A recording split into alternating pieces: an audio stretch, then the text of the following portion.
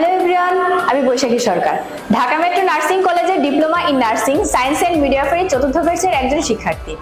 আজ আমি আপনাদের সাথে ফিমারের বিভিন্ন অংশ নিয়ে আলোচনা করব। এটি হচ্ছে একটি ফিমার। ফিমার হলো হিউম্যান স্কেলেটালের লংগেস্ট অ্যান্ড স্ট্রংগেস্ট বোন। ফিমারের তিনটি অংশ, upper end, shaft and lower end. ফার্স্টে আসি আপার এন্ডের।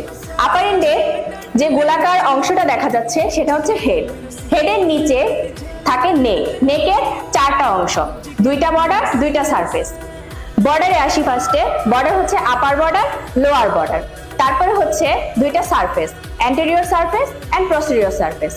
হেডের বিপরীতে একটা গোলাকার অংশ থাকে, সেটার নাম হচ্ছে গ্রেটার ট্রকেন্টার। গ্রেটার ট্রকেন্টারের ঠিক নিচে ছোট একটা গোলাকার অংশ আছে, সেটা হচ্ছে লেজার ট্রকেন্টার। গ্রেটার ট্রকেন্টারের পিছন দিয়ে একটা লাইন গিয়েছে, সেটা হচ্ছে ট্রকেন্টারিক লাইন। গ্রেটার ট্রকেন্টার এবং লেজার ট্রকেন্টারের মাঝখান দিয়ে একটা